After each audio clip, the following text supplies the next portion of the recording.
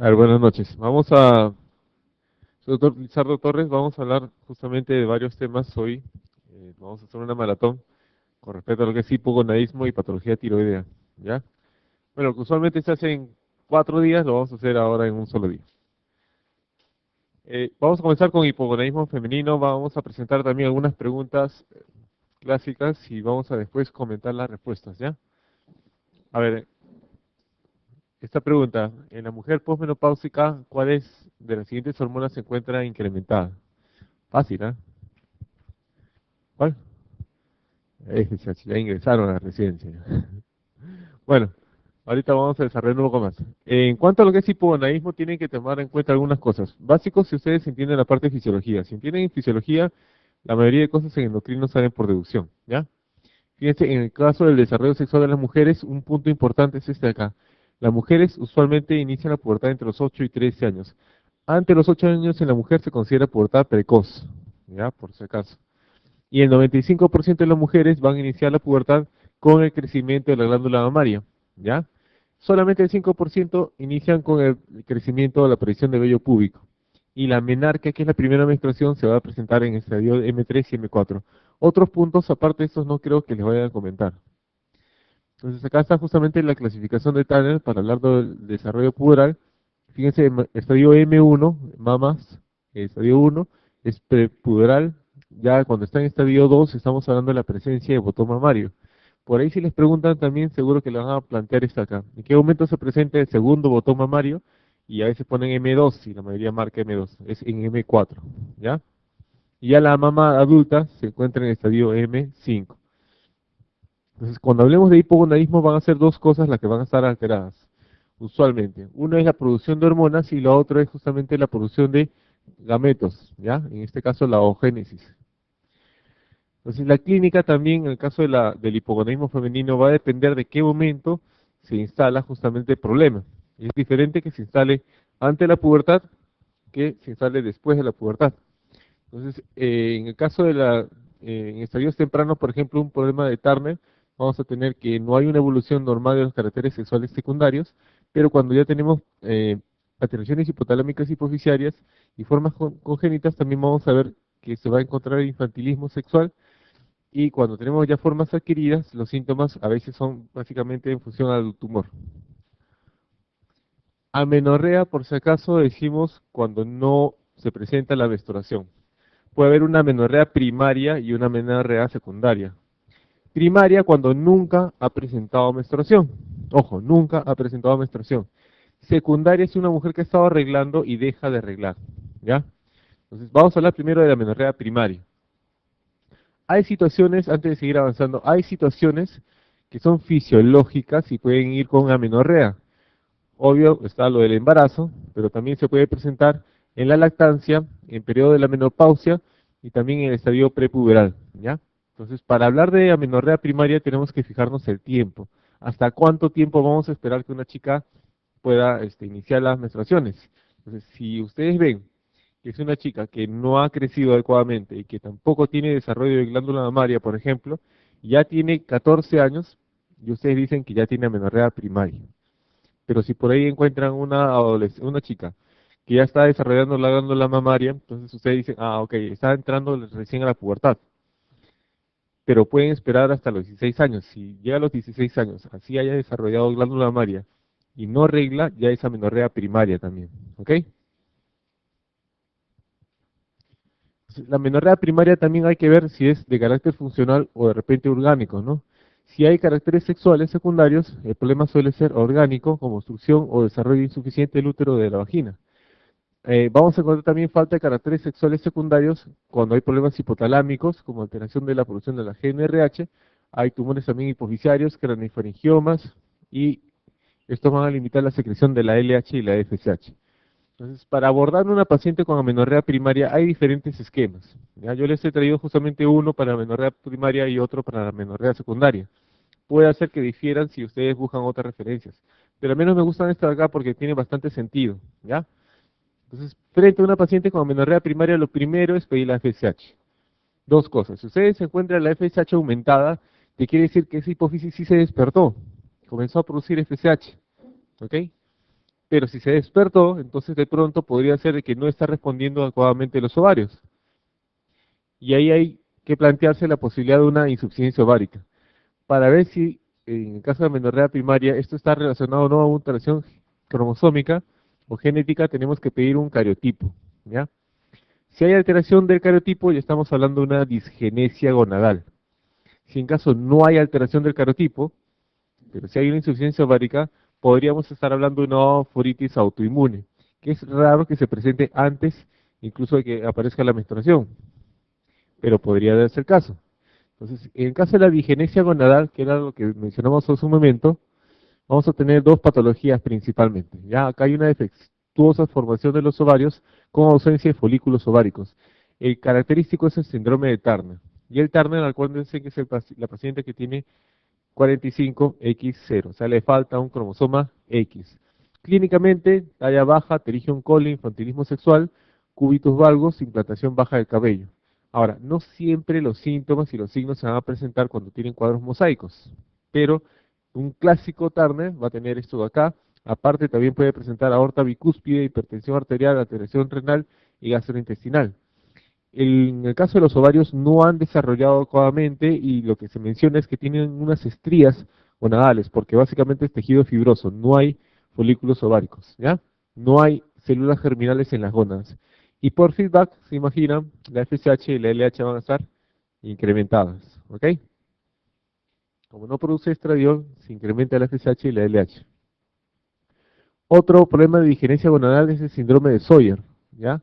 Esto también se llama disgenesia gonadal pura. No hay ni enanismo ni malformaciones. Acá el problema es que hay una deleción del brazo corto del cromosoma Y, entonces el cariotipo es 46XY. Cromosómicamente es un varón, pero como se perdió el brazo corto donde estaba justamente toda la información para que desarrolle fenotípicamente a varón, se perdió ese dato y va justamente a formar fenotípicamente a mujer, ¿ya? Hay una hipoplasia gonadal, no hay células germinales y hay que tener cuidado porque estos pacientes pueden tener gonadoblastomas. En cambio, si tenemos un FSH normal o baja, ahí el siguiente paso es pedir un dosaje de estradiol.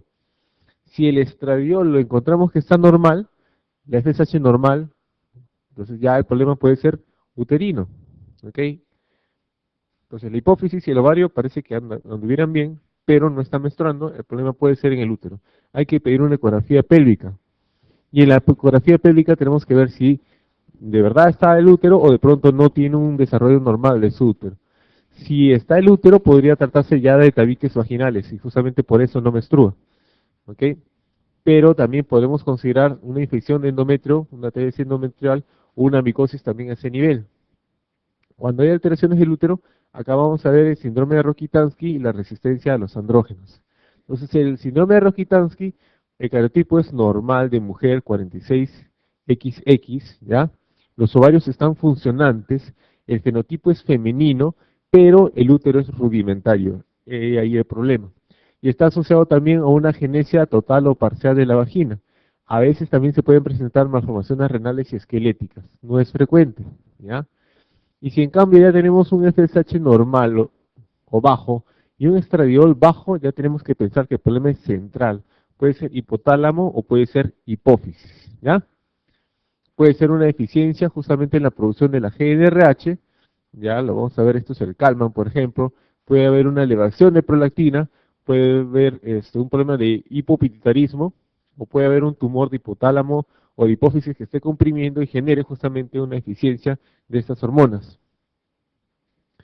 Ahora, lo más frecuente es la menorrea secundaria. Yo creo que si les van a preguntar, tendrían que preguntarles a menorrea secundaria, ¿ya? De nuevo, ¿cuándo decimos que una menorrea es secundaria? Entonces, de nuevo, tenemos que hablar de disfunción al tiempo. Dos cosas. Si tenemos una paciente que estuvo reglando regularmente, que no era irregular, ¿ok? Sus ciclos menstruales eran regulares, tenemos que considerar si pasa más de 3 veces ese periodo habitual, ya se considera amenorrea secundaria. No es que se atrasó una semana, ni una quincena, ni un mes. Si es una paciente que cada 28 días regla, entonces tenemos que agarrar y multiplicar 3 por 28. Si pasa ese tiempo, ya estamos hablando de amenorrea secundaria, ¿ok? Pero si es una paciente con un ciclo irregular, que a veces un mes regla y el siguiente mes no regla, entonces a veces pasa, ¿no? Hay pacientes que tienen unos ciclos de un mes le toca a los 25 días, al siguiente mes a los 41 días, al siguiente mes a los 30, o sea, cuando es muy irregular, ¿ok? En ese caso ya tenemos que esperar 6 meses, ¿ya? Y siempre, siempre, siempre tienen que descartar embarazo, ¿ok? Es lo primero que tienen que descartar. Y a veces es pregunta de examen, ¿no? Le ponen un caso clínico, una menorrea secundaria, ¿qué examen solicitaría? Y la mayoría, pues a veces pide prolactina, porque a veces te pone, ¿no? Como que tiene un poquito de galactorrea y a veces tú caes, ¿ya? O te ponen algunos síntomas para pensar en hipotiroidismo. Y claro, el que menos se ve tentado en pensar, primera opción, pedir la hormona tiroidea a ver si tiene hipotiroidismo. Pero no, en todos los protocolos van a encontrar esto. Tenemos que descartar primero el embarazo. Mucho cuidado también, mucho tacto cuando vayan a abordar. Si por ahí les toca de casualidad este tipo de pacientes, tengan mucho cuidado. A veces sucede que viene un adolescente, ¿ok? Con la mamá, ¿no? Entonces justamente por este problema de menorrea. Primera opción hemos dicho que tenemos que descartar embarazo. Entonces, en la práctica, claro, depende ya de cómo lo aborda cada uno, pero cuando tocan este tipo de pacientes, lo que a veces hacemos es le pedimos a la mamá que saque una copia, de lo que sea, ¿ya? Señor, un favor, saque la copia de su DNI o qué sé yo. Entonces van, saca la copia y mientras va la mamá a sacarle copia, ya pues, le preguntamos, de una vez dime si estás embarazada o no. Y la mayoría de veces la chica ahí dice, ah, sí, bueno, sí, de repente. Ah, ya ves. Ahora, hay chicas que también van a decir que no, nada, dice, no, doctor, no, nada. Y viene la mamá y dice, por favor, doctor, yo pongo las manos al fuego por mi hija. ¿No se ha tocado alguna vez alguna paciente así? Entonces, mucho más cuidado todavía, ¿ok? Entonces, si ustedes piden la hormona, perdón, un beta-HCG para descartar el embarazo, a veces se molesta la mamá, ¿no? Dice, doctor, pero estoy diciendo que mi hija no, nada. Entonces, ustedes díganle, señora, yo también le creo, ¿ya? Pero es parte del protocolo, ¿ya? No se preocupe, esto va a salir negativo, casi seguro que va a salir negativo. Ya, si no regresan, saben que va a salir positivo, ¿verdad? Pero es que pasa, y tienen que tener cuidado porque se pueden ganar problemas. Yo alguna vez de interno vi como un residente, una chica que vino con dolor abdominal, pues le encontramos que estaba embarazada, se lo soltó a la mamá, así, a ver, señora, está embarazada su hija, para eso viene. Casi le pega al residente, se armó un escándalo, el papá casi le pega también al residente, tuvo que venir el jefe de la guardia y finalmente tuvieron que repetir la ecografía. ¿Qué pasaba? La chica negaba todo, ¿ah? Decía que no, imposible, ¿ya? Y la mamá también, de nuevo, no, ¿qué va a hacer mi hija? No puede ser, que no sé qué, que no sé cuánto yo la cuido, qué sé yo. Total, que el papá peor todavía, ¿no? Sobre lo salomónico fue, ya vamos a repetir la ecografía con ustedes al lado. ¿Qué les parece?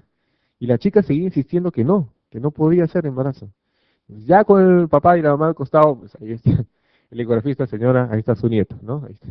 Entonces, tengan cuidado con ello, pueden ganarse problemas muy serios. Entonces, lo primero siempre, descartar el embarazo. Así sea monjita también, por favor, descarten embarazo.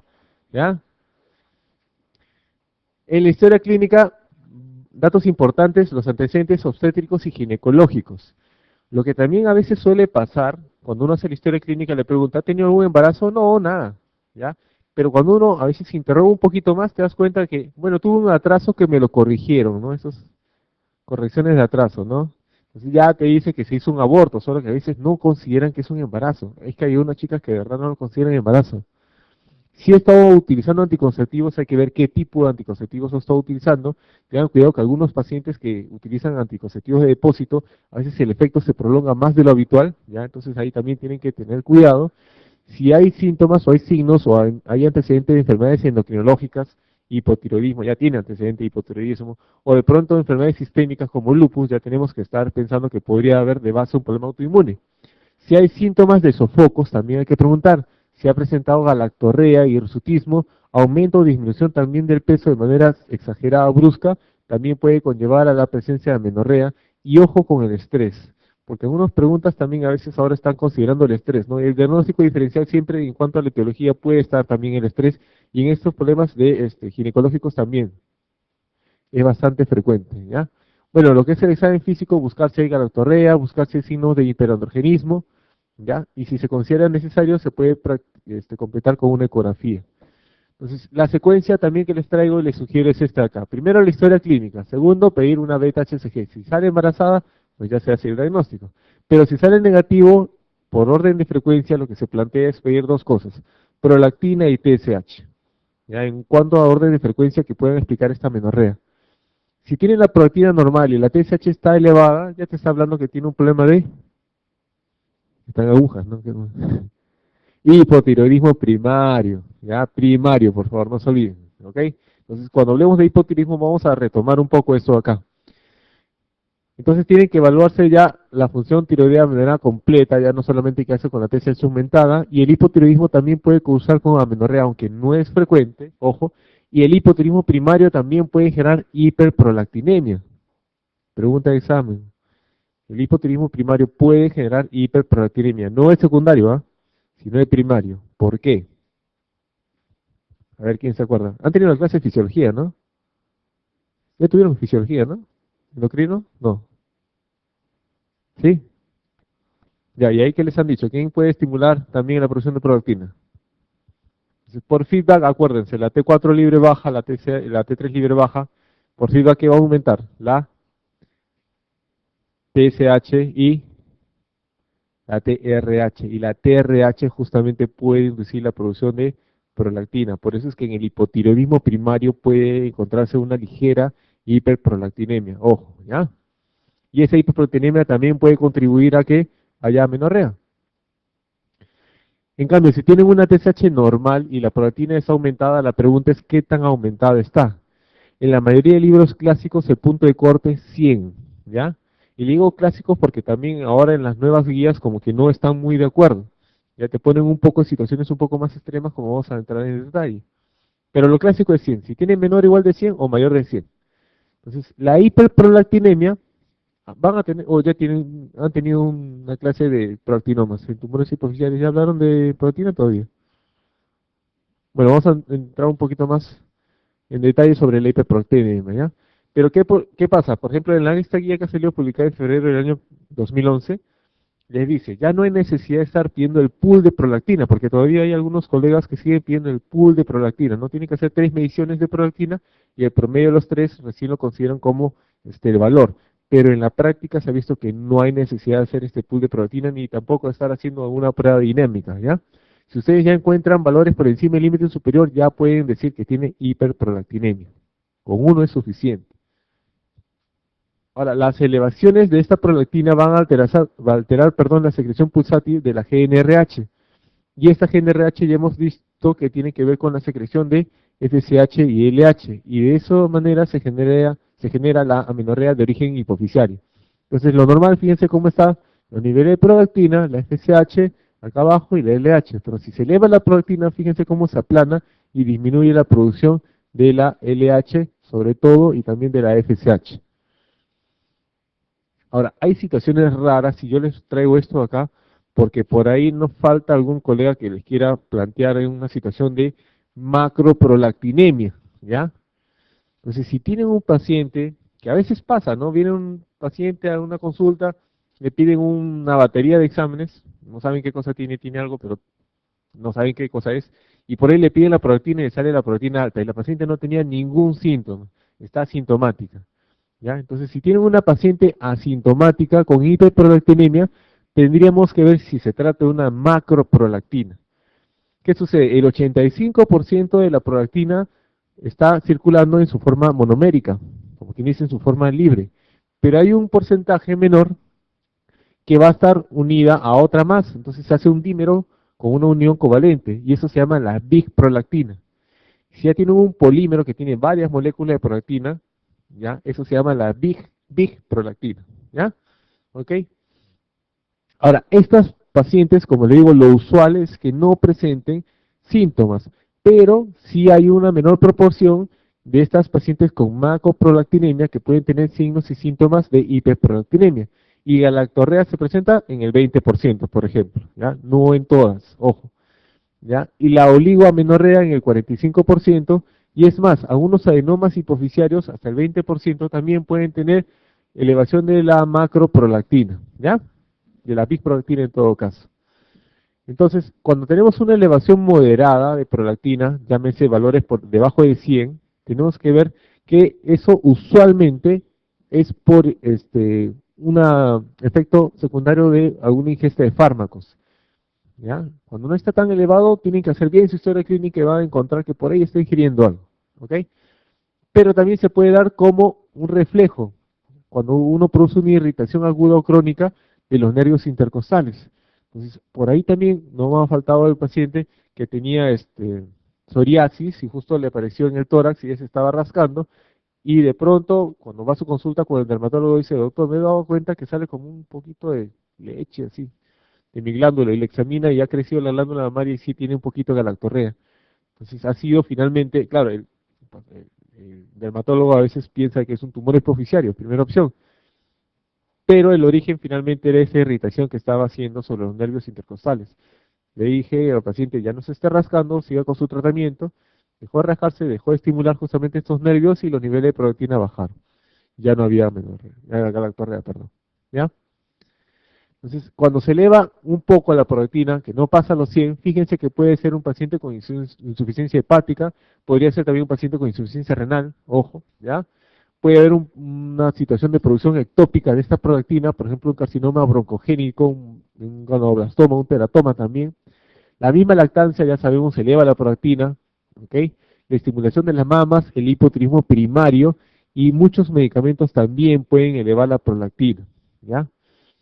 Por ejemplo, los bloqueadores de receptor de la histamina 2. ¿Cuál tenemos ahí? Un ejemplo de bloqueador de receptor de histamina H2. Bueno, la ranitidina. Entonces, fíjense que la ranitidina también puede aumentar, ¿ya? La prolactina. Los anticonceptivos también, los antidepresivos también. Entonces, mucho cuidado. Por ahí también me ha tocado alguna vez alguna paciente que, claro, le habían estado dejando anticonceptivos, va con una obstetriz, ni siquiera con un ginecobstetra, va con una obstetriz y la obstetriz la ve un poco incrementado la prolactina y se asusta y le pide a la obstetriz, y yo no sé cómo se lo hicieron, pero le hicieron una resonancia, perdón, una tomografía, ¿ya? Y le veía, cuando uno ve, oye, ¿quién te pidió esta? Porque no está muy alta la prolactina, o sea, no tenía tampoco ni galactorrea ni nada. Y me dice, no, es que la doctora me encontró un valor alto de prolactina. Cuando veo, la doctora había sido una obstetriz nada más, ¿ok? Mucho cuidado también con las pacientes que por ahí puedan estar consumiendo opiáceos o cocaína. Ahora, la patología hipofisiaria más frecuente que suele cursar con hiperprolactinemia y amenorrea son justamente los adenomas hipofisiarios secretores de prolactina, vale decir los prolactinomas, ¿ya? Ahí lo usual es que tengamos valores por encima de 100. Y si encontramos este tipo de situación y ya estamos sospechando que el paciente o la paciente tiene un prolactinoma, hay que pedir, para buscar en imágenes, una resonancia con contraste. Esa es pregunta de examen. También, ¿qué examen auxiliar de imágenes le van a pedir a un paciente que sospechan de problema hipofisiario? La primera opción es una resonancia. ¿Qué sucede? Si están sospechando que el paciente o el paciente tiene un macroadenoma, justamente por los síntomas de compresión, alteración visual y todo esto, ya podrían pedir a veces primero incluso una radiografía de silla turca. Pero si están pensando que es un microadenoma, un microprolactinoma, por ejemplo, la radiografía no les va a decir mayor cosa, va a salir normal. O por ahí algunos describen que podría haber un piso de la silla turca con doble imagen, ¿no? Pero no es lo usual. Lo usual es que ahí no salga mayor cosa. ¿Ok? Ahora, aunque niveles de prolactina por encima de 250 generalmente ya te indican la presencia de prolactinoma. O sea, más de 100 ya uno tiene que sospechar que hay un prolactinoma, pero más de 250 casi seguro que es un prolactinoma, ¿ok? Hay fármacos que pueden elevar por encima de 200 la prolactina, y eso sí se lo tienen que aprender, porque si les preguntan, les van a preguntar estos dos. Es la risperidona y la metroclopramida, ¿ya? También nos ha llegado a la consulta pacientes psiquiátricos que están tomando risperidona, y lo que a veces pasa es que no te dicen que tienen problema de esquizofrenia ni que están tomando la risperidona, y solamente traen un resultado de laboratorio. Valores muy altos. Primera opción, uno dice, ah, ok, es un prolactinoma.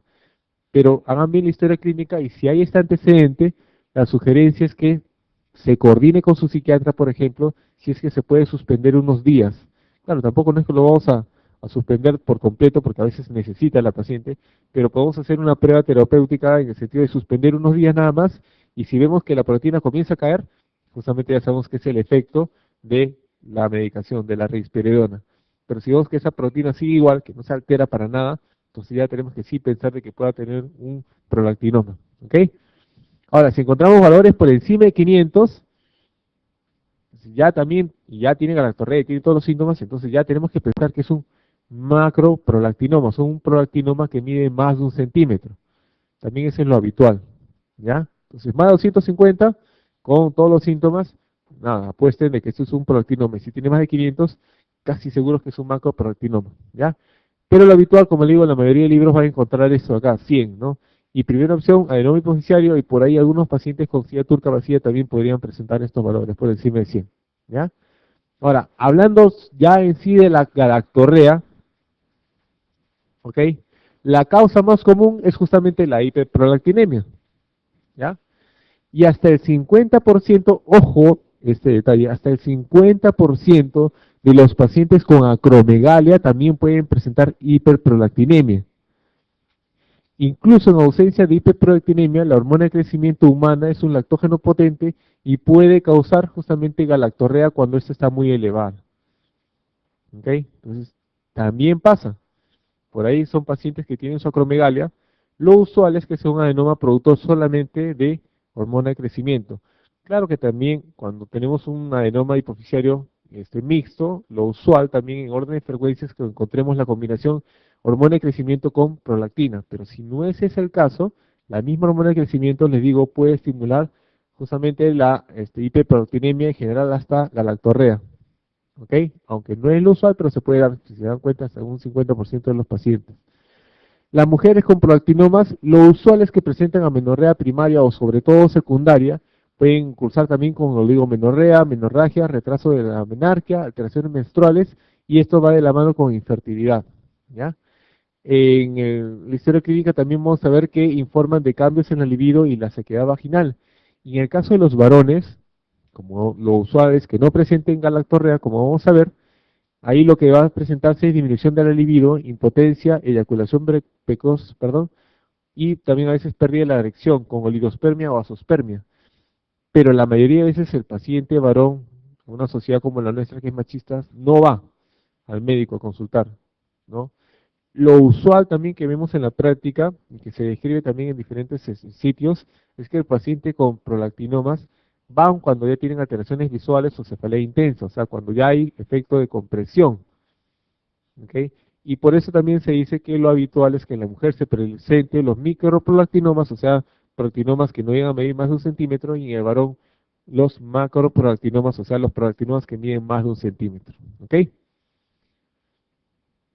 Este dato sí es importante. Fíjense que hasta el 50% de las mujeres y el 35% de los pacientes varones con prolactinomas pueden tener galactorrea. O sea, eso también es importante. No todas las mujeres con prolactinomas van a tener galactorrea. Eso se puede dar hasta en el 50% de los casos. Y en el caso de los varones es menos todavía el porcentaje, 35%. ¿Ok? Ahora, suele pasar también que la paciente no se da cuenta porque no se examina. Hay algunos, claro, mientras más alta la prolactina va a tener mayor galactorrea y esta puede ser incluso espontánea, ¿ya? Pero a veces me ha llegado pacientes que tienen 110, 115 y uno le pregunta, ¿y no tiene secreción? ¿No se ha dado cuenta si sale como leche? No, y uno le examina y sí tienen, y se sorprenden ellas, me está saliendo leche, asustadas, ¿ok? Ahora, ¿por qué esta diferencia de género? Justamente porque el tejido mamario masculino es menos susceptible a los efectos lactogénicos de la hiperprolactinemia. O sea, tenemos que también tener una glándula que haya recibido estímulo estrogénico para que haya madurado y también pueda responder a la prolactina. ¿Ok? La galactorrea puede ser pasado por alto a menos que se presente justamente espontáneamente, lo que les mencioné hace un rato. La densidad ósea puede disminuir tanto en varones como en mujeres y como consecuencia también de la deficiencia de los esteroides sexuales inducida por esta hiperprolactinemia. Ya, pero ¿qué pasa si tenemos la prolactina normal y la TSH normal? Entonces ya no son ni secundaria problema de tiroides ni hiperprolactinemia. Entonces, por orden de frecuencia tendríamos que hacer ahora ya un test de progesterona. Lo que podría estar pasando es que justamente la segunda fase del ciclo está alterada y no hay suficiente cantidad de progesterona y por eso no regla. Entonces vamos a darle progesterona, ¿ok? Puede ser la micronizada que ya hay en Perú por vía oral por 7 a 10 días o también acetato de medroxiprogesterona que es la Provera también por vía oral 10 miligramos de 7 a 10 días y esperamos. Entonces, a veces uno ya termina los 10 días y a los días, al siguiente día o a los 2 días ya comienza a arreglar. Entonces, ya te dice eso de que justamente faltaba esta progesterona en la segunda fase del ciclo, y esto nos habla de un hipogonadismo normogonadotrópico. ¿Ok? La causa más frecuente, ¿cuál sería? El síndrome de ovario poliquístico, a la cabeza. ¿Ya? ¿Ok? Ahora, ¿puede haber también una paciente con síndrome de Cushing? Sí.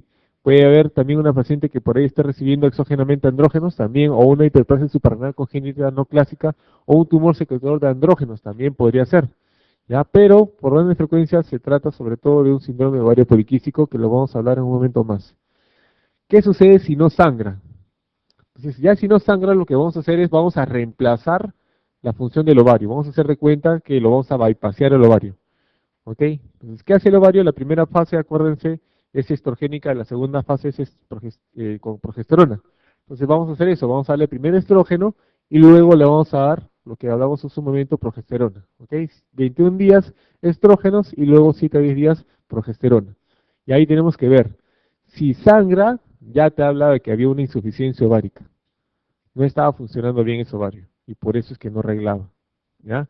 La pregunta es un problema en sí del ovario o es un problema secundario, de hipotálamo de hipófisis? Entonces, ahí ya tenemos que pedir un dosaje de FSH y LH. Si nos sale incrementada la FSH más de 20 y la LH mayor de 40, ya estamos hablando de un hipogonadismo hipergonadotrópico. ¿Ya? Entonces el problema ahí es primario, quiere decir que el problema estaba en sí en los ovarios.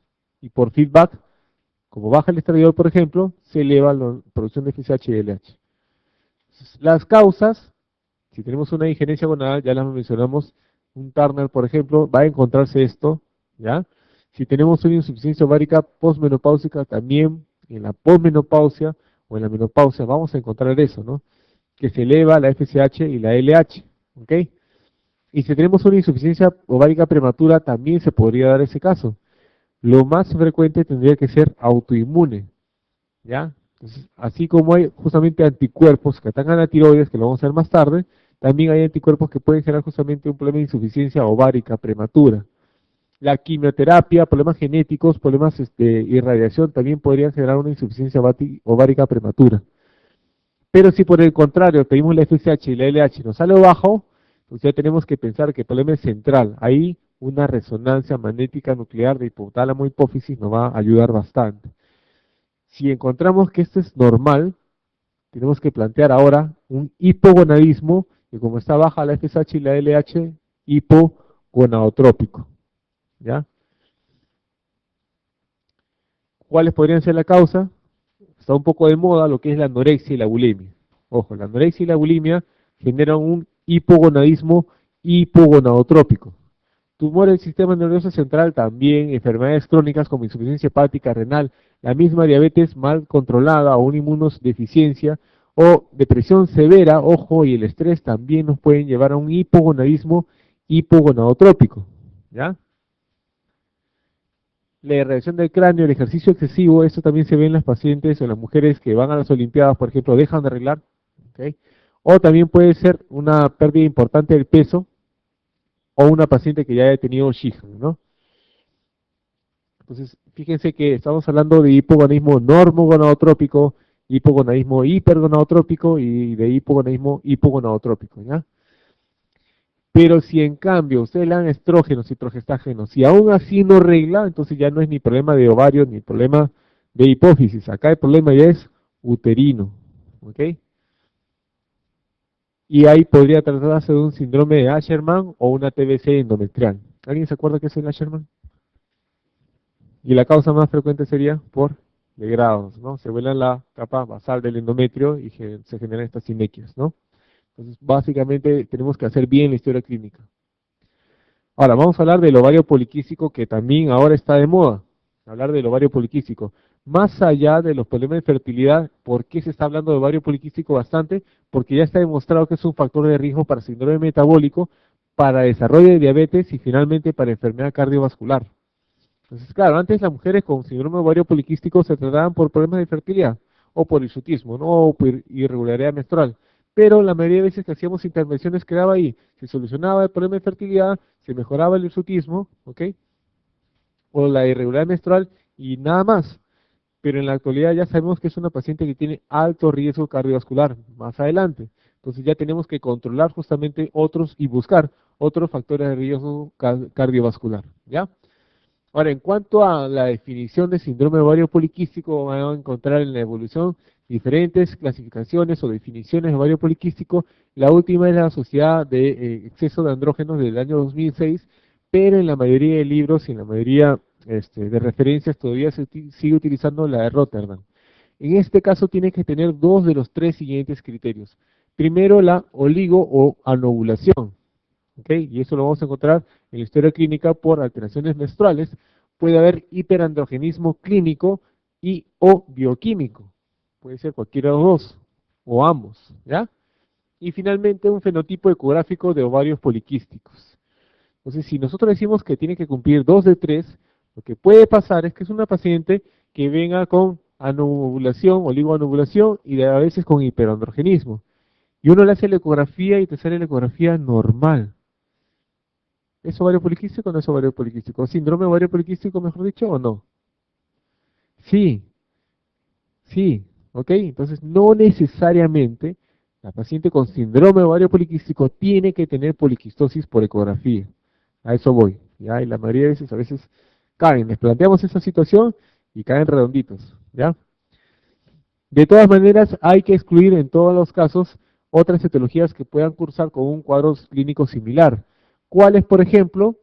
Una hiperplasia suprarrenal congénita no clásica, que la vamos a hablar un momento más, ¿ya? Puede haber un paciente con síndrome de Cushing, con hiperprolactinemia o prolactinoma, con hipotiroidismo primario, con acromegalia, insuficiencia ovárica prematura, o a veces solamente obesidad.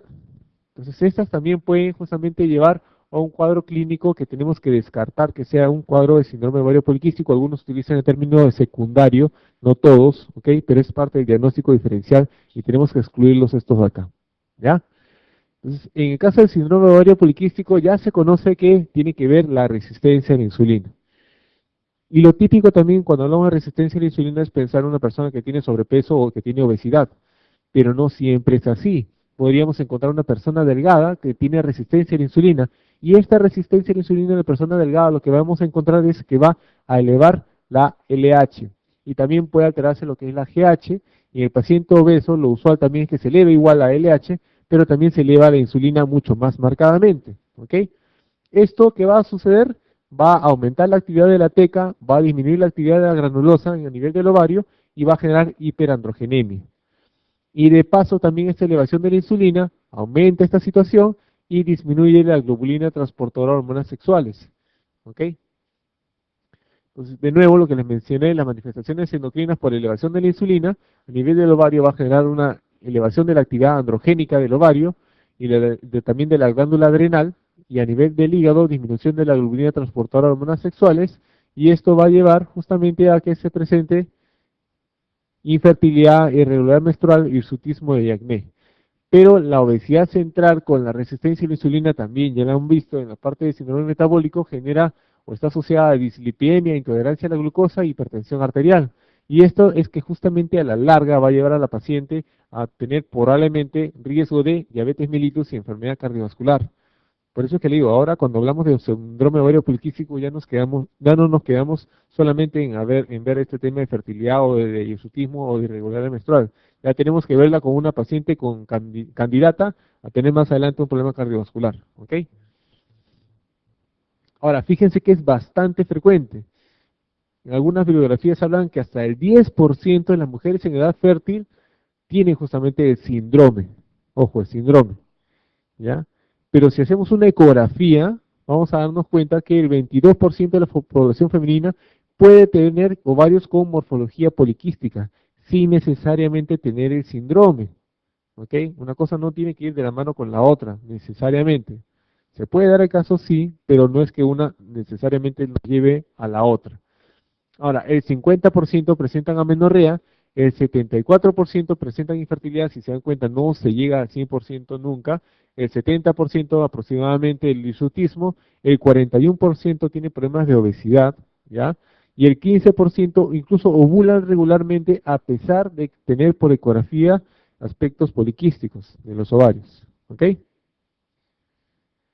Ahora, el aspecto dominante de la clínica del ovario poliquístico del síndrome es bastante heterogéneo, porque por ahí también podemos encontrar pacientes que tienen ciclos conservados y solamente poliquistosis ovárica por ecografía, pacientes que van con amenorrea y también poliquistosis ovárica por ecografía, pacientes que solamente vienen por hirsutismo, y ahí nos damos cuenta que tienen el síndrome, o pacientes que incluso vienen con alopecia o acantosis nigricans, que eso ya es más raro, o problemas de infertilidad. Son pacientes que, bueno, se acostumbraron siempre a ser irregulares y ya cuando quisieron tener hijos, justamente ahí se dieron cuenta que había un problema y se dan cuenta que tenía el síndrome ovario poliquístico. O a veces la misma obesidad. Y finalmente, ¿cuándo decimos que hay hirsutismo? ¿Qué cosa es hirsutismo? ¿Se acuerdan el hirsutismo? ¿Cómo definimos hirsutismo? Porque una cosa es hipertricosis y otra cosa es hirsutismo. ¿Sí? Entonces, hirsutismo es la presencia de vello en la mujer donde usualmente ya no tiene y sí lo tiene el varón. ¿Vale decir?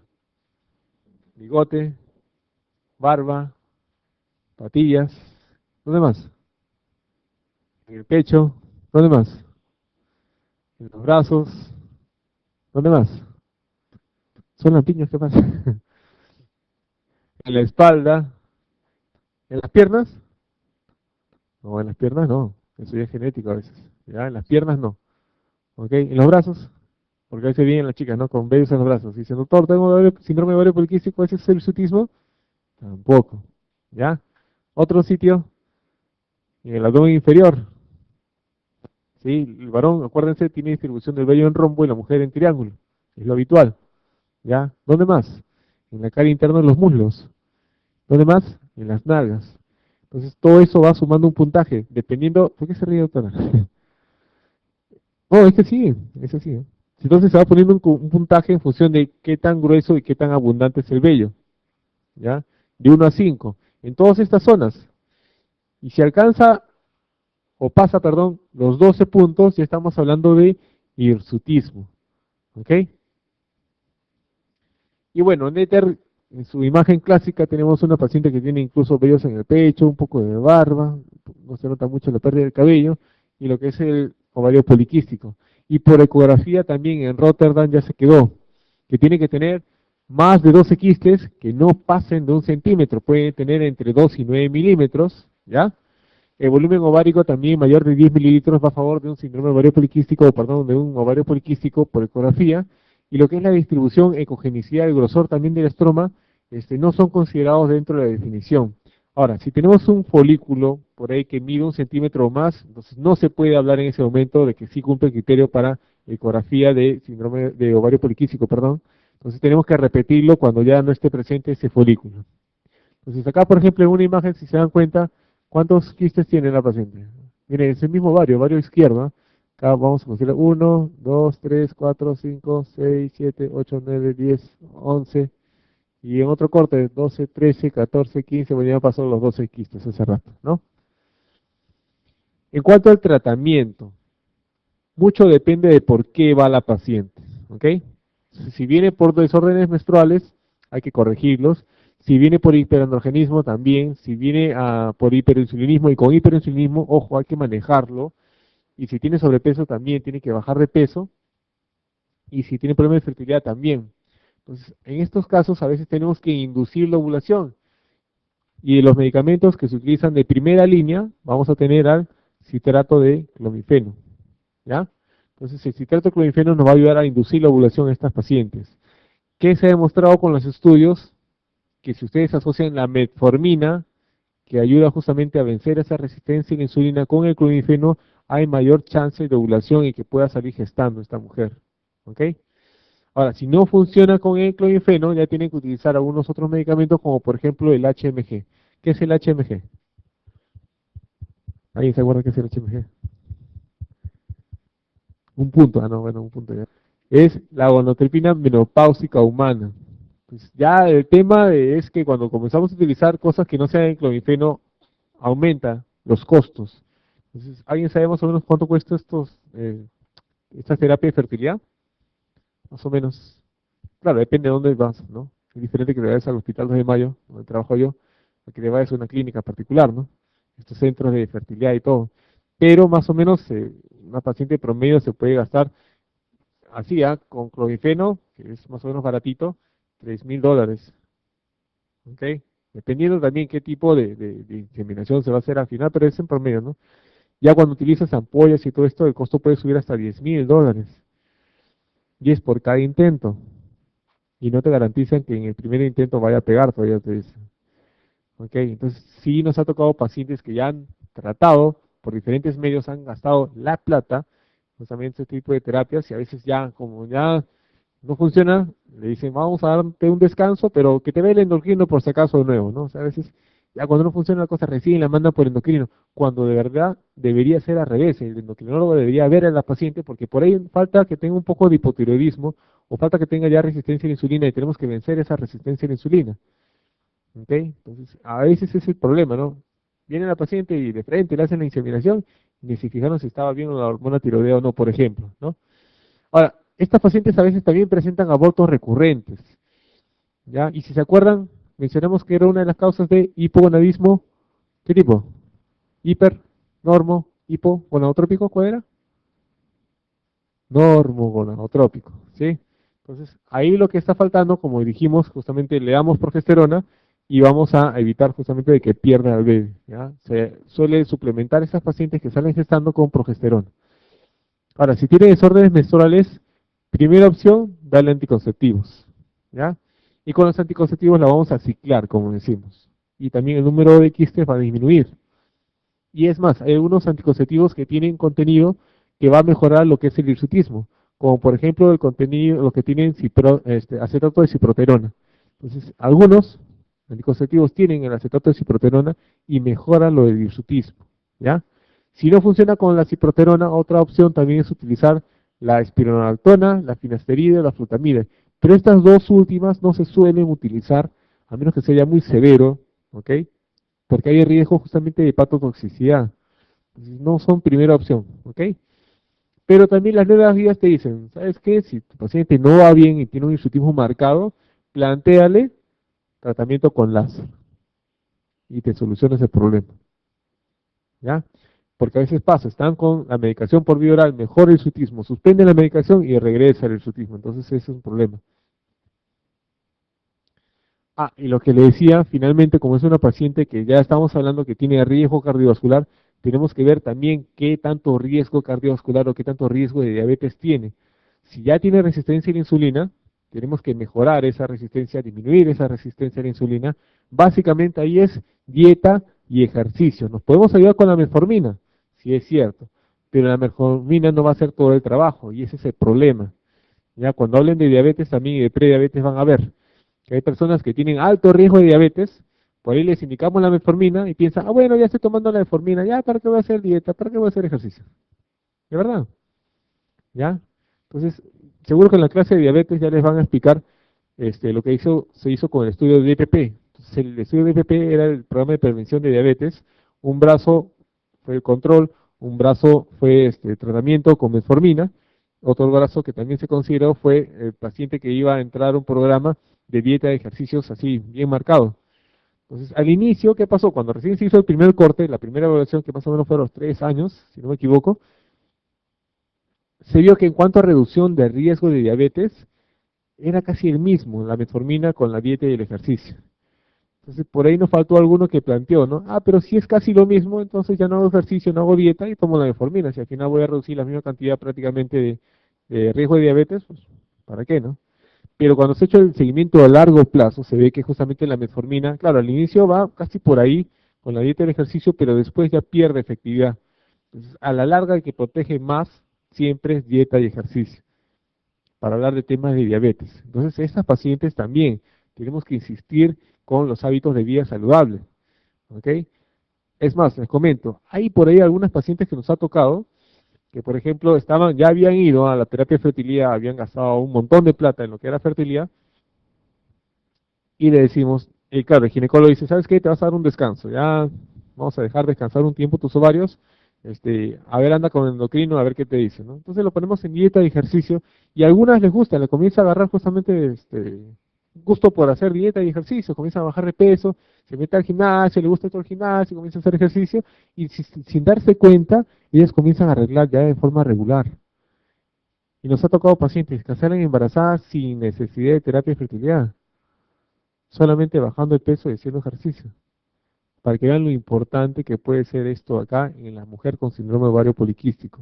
Claro, ya estamos hablando de reducción también de riesgo cardiovascular y de diabetes, pero también fíjense que en el tema de fertilidad es básico de la dieta y el ejercicio en estas pacientes. Cuando hablamos de dieta tampoco es que van a hacer una dieta radical, se trata de que coman sano, que coman verduras, que en la práctica no funciona mucho esto de la consumo de verduras, no están ya a veces las mujeres acostumbradas a comer verduras o ensaladas, y también por ahí no sé si alguien ha leído o ha escuchado del BPA y la fertilidad, o BPA y el riesgo de diabetes, o BPA y el riesgo de cáncer. ¿Lo han leído? ¿Han escuchado? Bueno, por si acaso el BPA es una sustancia que se encuentra en todos los alimentos envasados, ¿ya? Y está asociado a cáncer, a diabetes y alteración de la fertilidad. Entonces, el Congreso de Estados Unidos el año pasado, si no me equivoco, ha sido en el inicio de este año, planteó también a la industria farmacéutica, por medio de la FDA, que se prohíba el contenido de BPA en los alimentos envasados. Pero ¿cuánto habrá significado eso? Que al final el Congreso no lo aprobó.